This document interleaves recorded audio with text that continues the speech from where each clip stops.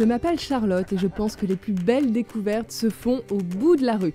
Ce que j'aime, c'est découvrir notre beau pays avec des personnes exceptionnelles et souvent insolites. Alors, je vous emmène avec moi. Cette semaine, nous sommes dans les Vosges. Pas très loin d'Épinal, je vous retrouve pour une randonnée en forêt. Bon, il pleut un peu, mais j'ai réussi à me faire prêter un ciré, donc des conditions parfaites pour rencontrer une personne exceptionnelle, Alban. Alban est guide de moyenne montagne et c'est une experte en sylvothérapie. Nous allons découvrir ensemble cette pratique étonnante qui décuple les vertus d'une balade en forêt.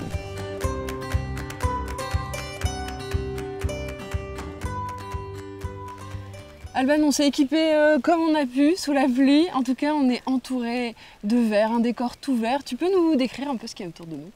Écoute, là j'ai choisi un petit coin que j'aime beaucoup parce que pour l'instant la verdure elle est encore un peu tout à fait encore sortie, hein. Les feuillus sont pas encore là, ça bourgeonne à peine, donc on a des sapins, plein de sapins. Là, il y en a certains là, bon, qui sont pas, ils sont un petit peu étouffés par les grands, mais on a des beaux spécimens, tu vois quand même, parce que en plus on est dans un vallon, donc ils sont un petit peu à l'abri du vent. Et puis comme on a un peu d'humidité, on a de la mousse aussi, donc on a un beau tapis de mousse, c'est quand même sympa. Et celle-ci alors c'est quoi ? Celle-ci c'est un lichen. Ce lichen en fait il est révélateur de la qualité de l'air. Tu en as certains qui peuvent être par exemple en ville, parce que voilà, il y a une pollution, donc il révèle la pollution que tu peux retrouver en ville. Lui, il est révélateur de la qualité de l'air ici, et il se développe que quand vraiment l'air est vraiment relativement pur. Donc c'est un bon indice pour dire que là, tu respires un bon air.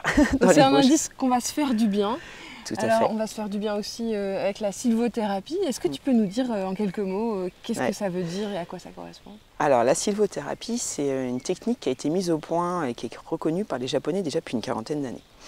Et ils se sont aperçus que être en forêt, ça nous apportait certaines choses. Il y a un docteur, alors j'ai oublié son nom parce que c'est un nom japonais, donc j'ai pas retenu.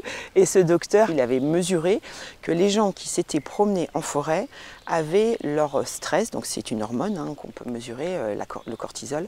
Et donc le stress avait vraiment baissé de façon significative pour les gens qui avaient marché en forêt. Et on sait pourquoi ? Et on a réussi à trouver. C'est quand même une bonne chose. Donc en fait, les arbres, tout comme les plantes en général, ont des vertus pour se défendre contre les parasites, contre les champignons. Et donc du coup, il faut qu'ils trouvent des solutions si jamais ils sont agressés. Et ils vont dans ces cas-là sécréter des substances qu'on appelle les phytoncides. Et ces phytoncides, c'est un peu quand même comme des antibiotiques. Et du coup, ça va nous baisser justement notre stress, ça va nous baisser notre tension artérielle. Ça va favoriser même certaines choses au niveau de nos défenses naturelles, au niveau du corps. Après, on a donc les mousses, les lichens aussi, qui sont apparemment des bonnes choses. Ensuite, la couleur verte, ça apaise. Tu vas nous montrer du coup au cours de la balade un peu tout comment moi je vois les choses et comment je veux éventuellement te faire profiter et t'inviter à essayer d'être bien. Lorsqu'Alban s'est installée dans les Vosges il y a plusieurs années, elle est vite tombée amoureuse de ces forêts. Ancienne nageuse de haut niveau, Alban est devenue guide, puis s'est formée pour devenir incollable sur les arbres et leurs bienfaits. Et avec elle, il suffit de lever les yeux et d'observer pour découvrir de petites merveilles. Regarde. Il est troué. Il est troué, il n'est pas en grande forme, on est bien d'accord qu'il est mort. Mais par contre, je trouve intéressant, regarde, il y a une bestiole là qui a laissé ses traces. Et c'est quoi ? Et c'est quoi ? En fait, cet arbre est en train de se faire manger. Ouais. Il est en train de se faire décomposer par des champignons, par des insectes. Et il y a un oiseau qu'on a beaucoup ici parce qu'il adore les résineux. Et ça, c'est son frigo. Par contre, heureusement pour lui, il est équipé. C'est une vraie perceuse. Sur elle, c'est le pic noir. Ouais. Et il va essayer d'aller chercher les insectes qui sont là à l'intérieur. Donc, il va taper. Une fois qu'il aura réussi à faire un trou, il va lancer sa langue. Il va y avoir les insectes qui vont se coller parce que sa langue est un petit peu collante et c'est comme ça qu'il va manger. Donc ça, c'est vraiment son frigo. Et même que, tu vois, il y a un truc qui est un tout petit peu plus gros là. Ouais. Là, c'est le début d'une loge. En fait, c'est aussi sa manière de draguer. Ouais. Donc il va faire des loges comme ça un petit peu partout sur son territoire et puis il va attendre, il va faire le tour du propriétaire régulièrement pour voir si peut-être il y a une femelle qui va s'arrêter. Ah, c'est marrant. Et c'est comme ça qu'éventuellement il y aura peut-être une possibilité de reproduction. Donc du coup, moi j'appelle ça un hôtel-restaurant.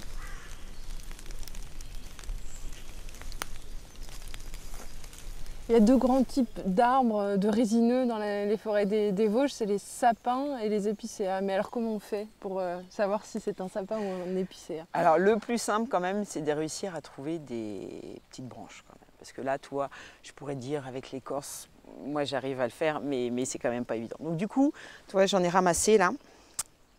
Il y en a un, c'est du sapin et l'autre, c'est de l'épicéa.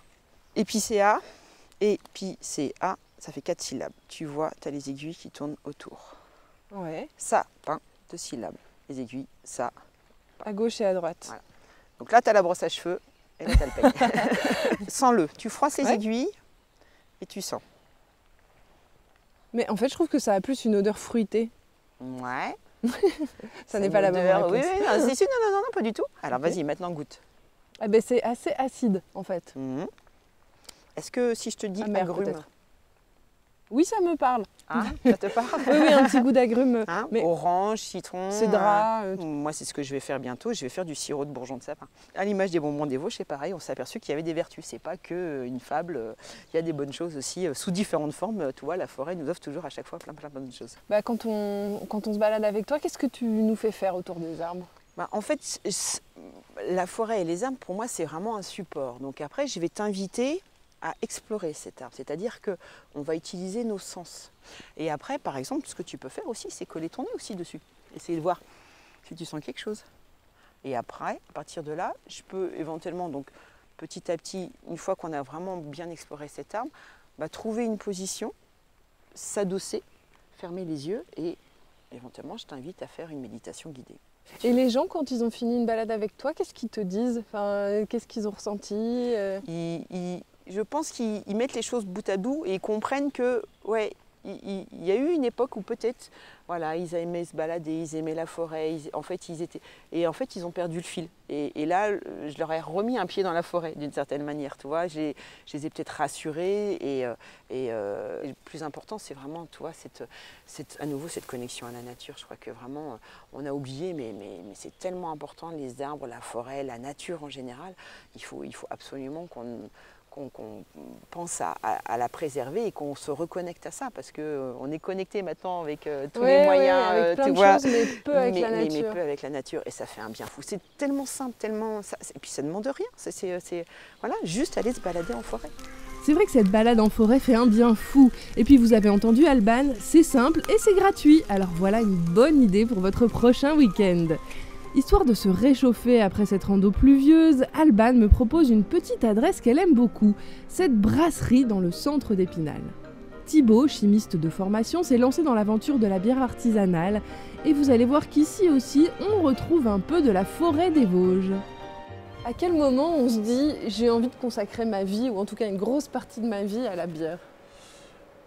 Très bonne question. Je pense qu'il n'y a pas que ça. Je pense que c'est, par exemple, créer une entreprise, c'est aussi une façon de vivre. Je pense qu'on ne peut pas tout séparer, la bière et je pense un moyen cool de le faire pour moi. Comment on fait pour apprendre à faire de la bonne bière surtout? Alors ouais, je pense que faire de la bière, c'est ça qui est je pense qu'il est donné à tout le monde parce que dans une cuisine, on a quasi tout pour faire de la bière. Il faut quoi pour faire de la bière par exemple? Il faut une casserole, de l'eau et du malt. Et de la bonne bière par contre, alors là? De la bonne bière, il faut du temps, il faut de l'expérience, il faut discuter avec des autres pour justement mixer un peu toutes les expériences de chacun.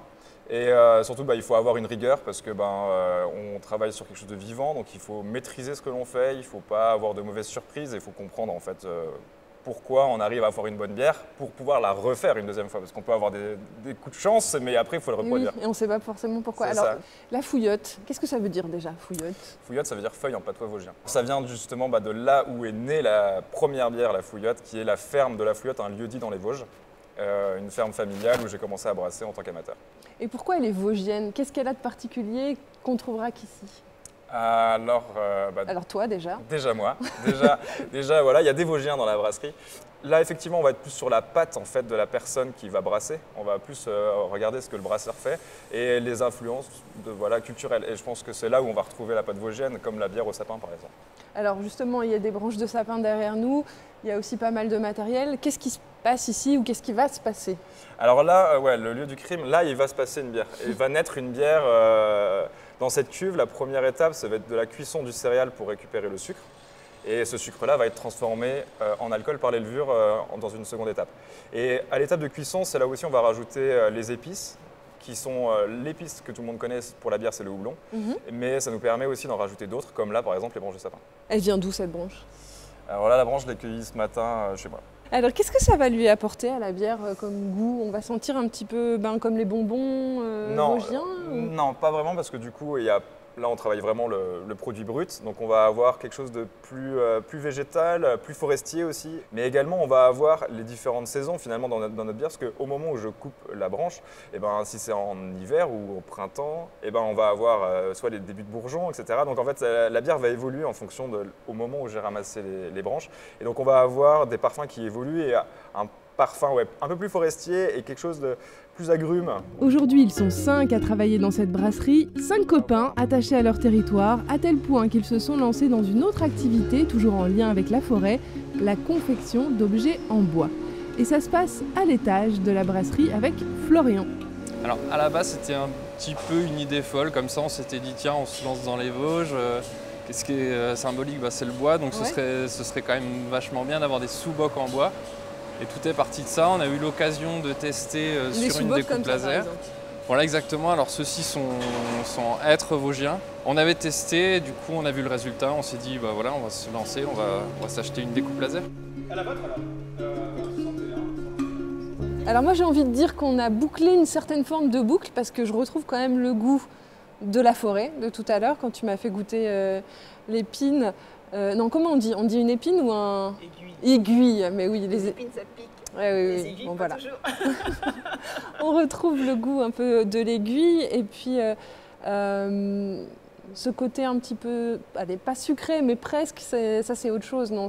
Ouais, ça va être du coup la partie bière qui va être en complément. Là, on est vraiment sur un type saison, donc on va avoir quand même quelque chose de très aromatique par la levure, complété par les aiguilles de sapin. Et derrière, on va avoir quelque chose d'assez soyeux. L'idée, c'est d'avoir une blonde qui soit assez généreuse quand même. C'est un goût qui évolue dans le temps ou ça sera toujours le même goût? Non, déjà, la bière est vivante, la levure va travailler. En plus, ça, c'est des levures qui peuvent être très bien pour avoir une bière de garde. Donc, on va avoir vraiment une évolution dans le temps de la maturation de la bière, si elle est bien conservée dans la cave. Et bien sûr, on va avoir une évolution due aux aiguilles en fonction du moment de la récolte. Alors bon, nous on va continuer à passer un moment agréable, avec modération toujours évidemment. Si vous voulez revoir cette balade en forêt et puis la rencontre avec Thibaut, le brassage, rendez-vous sur terredefrance.tv et on se retrouve très vite pour de nouvelles rencontres.